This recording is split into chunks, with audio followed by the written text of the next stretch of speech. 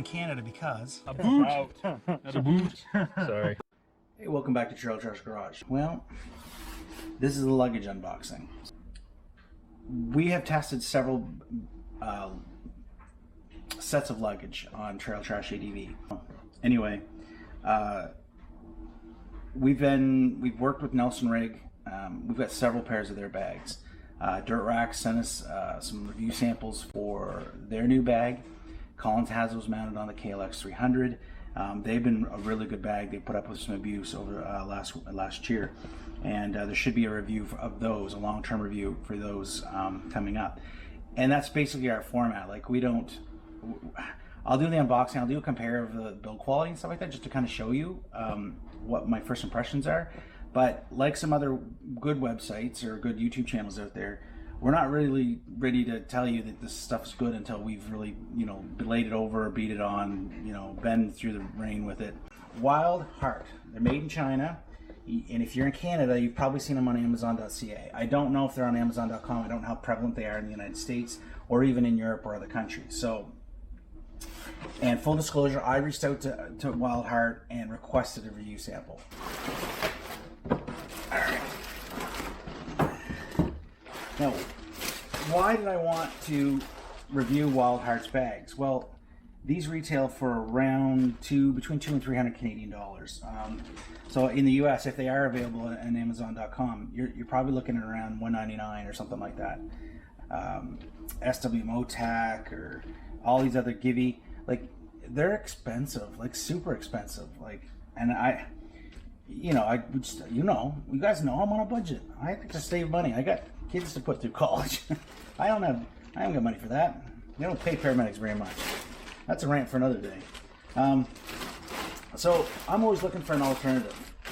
And last year I bought the Rhino Walk, which I am going to dig out and show you guys, and to kind of compare these two Chinese brands, because actually you can get these exact bags, or they look exact in the pictures. I don't know if they're exact, but you can get these exact bags, or something very similar, from Rhino Walk, which is another Chinese brand that's all over Amazon. So, initial quality, okay, I'm looking at this, I'm seeing the straps, that's pretty good. Stitching here is really good. I mean, these are plastic buckles. Oh, is this a locking cam? Ooh, I like that. That is nice. So you can tighten it up and then lock it down. And that's not even is that the buckle part? Yeah, that's the male buckle part. Oh, I like that. That's like, now whether those little hinges will survive long term, I don't know, but that's a really nice feature. I like that. Let's see, get my glasses down here. Oh, it's kind of got like a pleather or a leather type grain on it, but it definitely, I'm pretty sure this is just PVC. And because you can see where it's been welded here. Now they just used a regular dry bag PVC here, but here it's got more of like a vinyl look-like texture. That's either here or there, whether you're into that or not, I don't care. So they're designed. Okay. So this is the part that goes on your seat from the pictures, and this folds over to the other bag, which I'll get out here. So bag, seat, I assume. Okay. It looks like it does it by some sort of Velcro and a buckle. Okay, that's good. So right as you're sitting in the bike, left-hand saddlebag, right-hand saddlebag, and I'll try to do a fit up. I might actually tack it on the end of this video, just to see how it looks on the bike. It depends. It's snowing like the blazes out there today, so I don't know if I'll be able to get the DRC out. So I may have to wait for another day. So in any case, it's supposed to sit on the bike like this, and then you roll the top down and you reach in, and grab handles, I guess. So if we roll this down, and I have no idea what buckles are what. Okay. Okay. And then a handle to carry them. That's pretty cool. Okay. So, because as you know, a lot of your dual sport motorcycles have got those cross racks. The DRZ, and one of the reasons I really was interested in these, because the DRZ does. I use the dirt racks, the crash bar, and not the luggage rack. And the crash bar basically is just a slanted bar that goes from your foot peg to the rear subframe's got some tabs on there that they tied into, and in another video you'll see that I've modified that a little bit. I don't know whether that video will come up before this or this will come up before that, but you'll see it eventually. Part of the 2002-2003 winter refresh project on the DRZ. So I wanted a bag that kind of slanted like that. A lot of the big brands do. They've got those bags that roll, Giant Loop's got the ones that slant down like this, all that sort of stuff. So I'll get you a card and tell you exactly what they charge from Canadian. So you'll get to see that. I'll post that up right here somewhere, and then you can kind of compare the cost. But right now, like, regardless of what the cost is, so far I'm seeing reinforced stitching. I'm seeing fairly beefy web. That's not like super heavy and thick, but it's not. I mean, it's not bad. The webbing's good. And again, these are just tie-down straps. They're not like the main straps. The main straps they're using are these big, thicker or wider ones. They're not overly thick. I've seen thicker materials like on hockey bags and stuff. Like I'm not saying that the hockey bag material is usually really robust. I don't think this is quite up to that, but I like the large buckles. The locking cams are really good. This is a nice feature that they've got this extra stitch stuff so that doesn't scratch whatever you're. I don't care about the DRZ, but you might care about your BMW or something, right? I'm a big fan of these aluminum cam buckles, or what, I don't know what you call them that, but where you slip and then go. I've got them on my Nelson rig roll top 30-liter bag that goes on my seat on most trips, and they're just easy to cinch down. They hold really well. And aluminum buckle, I mean, yeah, okay, metal buckles, I'm good on that. So this is an area I'm going to guess. So if you're up like this is going to really be anchoring to the rear. So the fact that we've got an aluminum buckle there is very nice. And the fact that they thought to include this just to kind of keep the buckle from scratching, that's kind of nice. And I see, look, maybe you won't like this with the blue, but you can see where they've reinforced stitched all of these points in this blue thread. You know, I think the color's okay, but I like the fact that they reinforce those threads. Wild Heart and the logo, this is the part that goes against your bags. And now this right here, like I can't, like, see if I can hear it, if you can hear it. Yeah, something else is going. Now it is a soft touch, but it's like a soft touch dash on your truck or something. Like it's, I don't know. Now, this we'll have to test, because now I don't care about the bars on my DRZ. First thing that happens when you get through dirt and mud, it traps in between the bag material and whatever you've got the bag up against, and even like, you know, road bags on your sport bike. You're driving through, you get a little rainstorm, you get through some weather, you'll get a little bit of fine sand and water washing down, and it just scratches your plastics. I mean, it just does. So if you care about your sport bike plastics, anytime you're going to throw over soft bags, you want maybe some 3M protective film on that, like the clear stuff maybe you can put on and leave it, or you want something to help protect it. And it can't be something that can move on the plastic. It needs to stick to the plastic, because you don't want any movement between the whatever you're protecting the plastic and the plastic, or you'll get stuff up in between that layer and it'll scratch your plastic. So where this is corrugated, I don't know if that's the right word for that. That's going to allow drainage, so water isn't going to get trapped in here along with the little rocks and sand. So I like that, but this material is not overly soft. It's not like a foam. But again, some of these even closed cell foam pads, they will hold moisture and they will hold sand. Sand can get trapped in it. So I wonder if they did this strategically so that we weren't going to get any sand or muddy water that, you know, it evaporates and leaves the little grit here. I don't think that's going to stick to that as well. However, I don't think this material is going to be overly soft to your bags or your bars or your paint either. So that's a tough one. I know the Nelson rig bags have just got like a well, I had some here in my hand and I just cleaned up, but it's just like a few mil thick, you know, closed cell foam padding that you get like in the bottom of any of your tank bags or anything like that. So that's what they use. This is not that. This is something quite different. Yeah, can you hear that? So this is something quite different. It may work, it may not, but we won't know until we get on the bike and test it. So I think for first impressions, for the money I paid for this, or the money you would pay for this, and I think at the time we're looking at around $280 Canadian. I believe that's what I paid. Again, you'll see a picture of it. I'm impressed. I mean, that's not cheap either. $280 is not it's not cheap. And one of the reasons I went with the Rhino Walks last year, which I've never actually used, and I'll dig one out here, I'll pause the video and dig it out, is because they were cheap. They were much cheaper than $280 for a pair. I want to say they were $60 a piece for the 20-liter bags. So that's 2 more liters than these. There was something else in the box.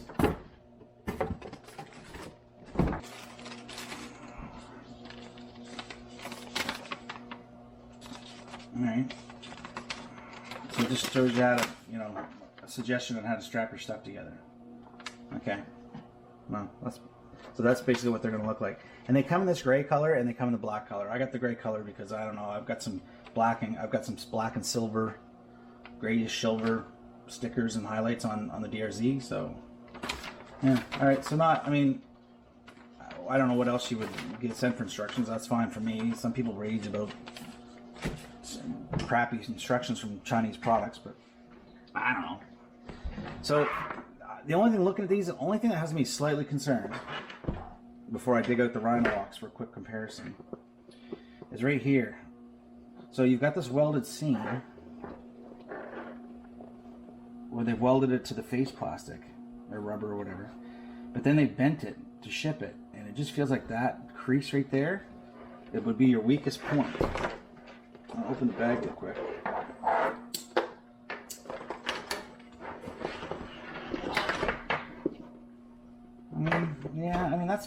That feels like fairly thick material. Maybe it'll be fine.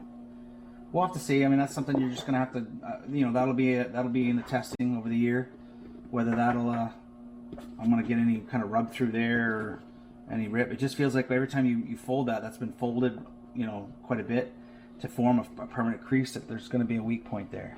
So we'll see. Anyway, I'm going to put you guys on pause for a second, and I'm going to go get the Rhino Walk bag and just show you kind of what the difference is. Not the Rhino Walk back shaped like this, but the Rhino Walk back that I got last year. Here's my Nelson Rig roll top bag, that 30 or 50 liters, something like that. Anyway, it's pretty big. Most of my camping gear goes in there, and it gets strapped across the back seat or whatever I have. So again, this uses those aluminum cam buckles, or whatever you want to call them. And they've held up really well. Again, they use another piece of material just to kind of keep that buckle from banging whatever you have. All of the straps and buckles on this thing have held up. They're plastics. All the welding seams. This has seen some hard darn use. It really has, and it's still rolling. And it wasn't even that expensive. It wasn't bad. I think it retailed, and I'll throw a card up if I can find it. But I want to say it was just over $100 for the one bag. So anyway, Nelson Rig Survivor Edition, and out of your big name brands, Giant Loop, all this stuff, Nelson Rig may not be the most. I don't know how you put it. Like Giant Loop always has these cool designs with the loop, and that's their thing. And some of the other systems I've seen, they got lots of features or buckles or pockets or something like that. Nelson Rig bags tend to be a little bit more simple, straightforward, but man, they're rugged and they take a beating, and the price point is can't be beat. For one of the bigger name brands, I'm a big fan of Nelson Rig, but this isn't about Nelson Rig today. It's a wild card. So, but that's the standard I'm comparing them to, right? Now Rhino Walk was the ones I got last year. Now these are 20-liter Pannier bag. And I never end up using them on the DRZ because of the way that they strapped on. Now I bought 2 of them, one for each side. Now they don't use completely welded PVC. It's got a material here, and then it's got a dry bag inside that you can zip in or out. But there is water can get through there. I don't know, maybe it won't once you've all folded it up and snapped it over, just like a roll top dry bag. They opted to use this kind of a material back here, or against the side of your bike, whatever. Yeah, and you can also slip other padding in there, something like that. I don't know whether you could flip the bag over, like if you were using on the back of your seat, and you didn't need that. You could flip it over and still buckle it down, and then put stuff in here you want to dry, like a wet towel or something. Look, they're a decent bag. I don't see, like on this bag, I didn't see there wasn't a lot of reinforcement stitching. Like that's a single stitch. They're crisscross, but they're not like box stitch, like here and here. and they're certainly not that. Like that's you know, stitched and then stitched again. So I'll give the construction to the Wild Heart at this point. But again, I'm not comparing apples to apples. This is an apple to orange or whatever, because these are an older design and they're not like this. But this was a decent system because all these buckles, now I bought 2, but the real nice thing about this system is you can buy 3, put 1 on the back of your seat and then 2 panniers, and they all buckle together. But they really are the best with they're really best on a square back, like something you're not slanting. Like they want to be strapped perfectly, like parallel to the ground. Or I mean, you might even be able to do it perpendicular to the ground. But they're not meant to kind of go at a slant. Like the strapping didn't really lend itself to that. So that's why they never end up getting used on the DRZ. I do want to test these bags out. I did reach out to Rhino Walk last year. I mentioned this in the unboxing video, and they declined to talk to me. I wish they just at least got back to me and said, you know, no, we're not interested in doing a partnership or sponsorship or something. But they didn't even bother responding. Maybe I had the wrong email. I don't know. Anyway. So that's why I didn't even bother to reach out to them for these bags. I reached out to Wild Heart, and they got right back to me. They've been really great to deal with. Yeah, so we're going to test these out probably on a road bike, and I'll probably keep these for the Goldwing, and probably find a way to strap these to the Nelson rig. So yeah, so those go aside.